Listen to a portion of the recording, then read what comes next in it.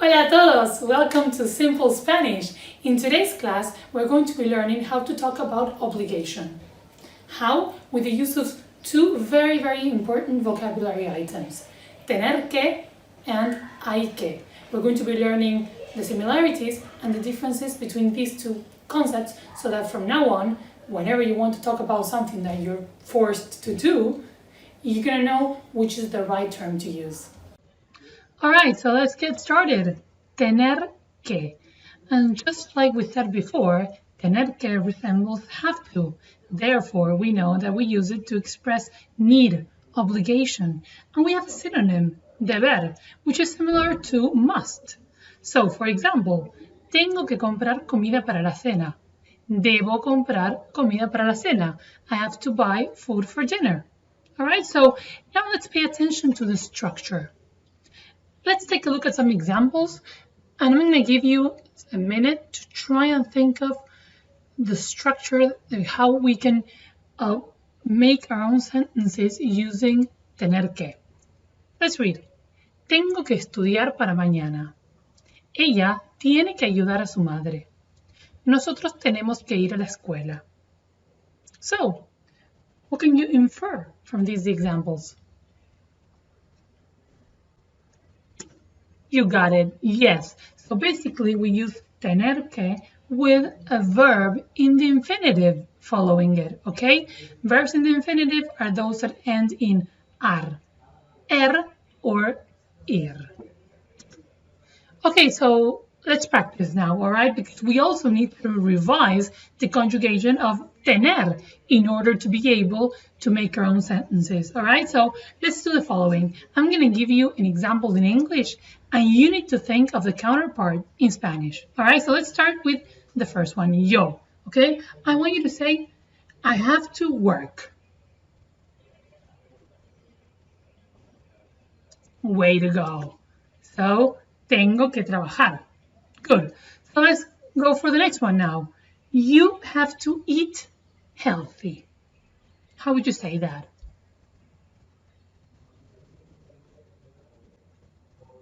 Exactly. Tienes que comer sano. Okay, now let's do one for he or she. She has to sing. Weird example, right? Let's see, how would you say that? Yes, as simple as that. Tiene que cantar. All right, now let's go for the next one. We have to drink lots of water.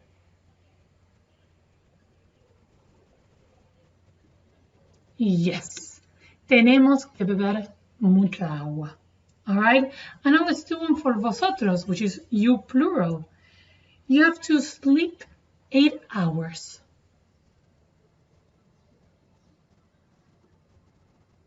Good, good. Tenéis que dormir 8 horas. And last but not least, all right, let's say they have to speak Spanish. How would you say that? Excellent job. Tienen que hablar español. All right, so now we have revised the conjugation of tener. We understand that we need to use the word que afterwards, changing its meaning completely. So it goes from have to with a verb in the infinitive next to it. Perfect. So now let's compare it, just like I mentioned we do at the beginning, tener que with hay que. So the main difference is that we do not really say who exactly has this necessity or obligation. So it's a more general statement. Let's take the example below. Hay que comer muchas frutas y verduras para tener buena salud.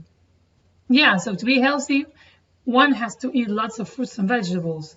Not just me, not just you, everyone. It's a generalization, and that's why we use hay que. And if we pay attention to the word I, which is, when we separate it from the structure hay que, we know that I is there is, there are.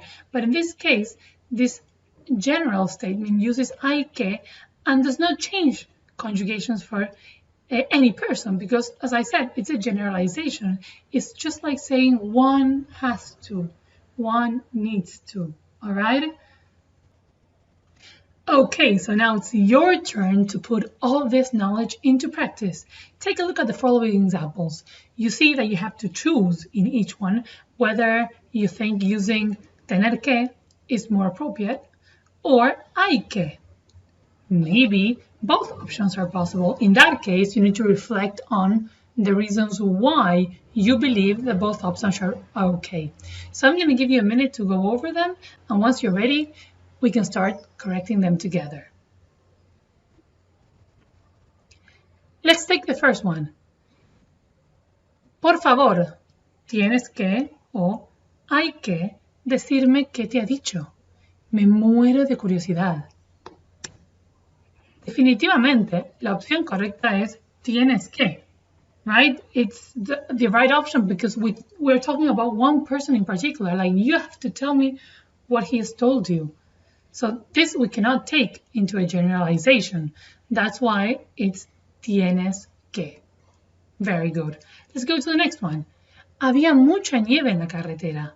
Casi tuve un accidente con el coche. Claro, es que en invierno tienes que o hay que tener mucho cuidado. What do you think? This is an interesting one because actually both options are okay. Yeah, you're right. Because you can be either talking to that person in particular and telling them, look, you have to be careful. But we can also change this into a generalization because, in fact, you're not the only one who should be careful. We should all be careful when we're driving in winter and there's snow, right? Good, good. Let's go to the next. Number 3. ¿Cómo hago el gazpacho? Para hacer bien el gazpacho, tienes que o hay que pelar los tomates. So this is a recipe, right? And I know what you're thinking. Yes, because it's a recipe, we can think of it exactly the same as in the previous example.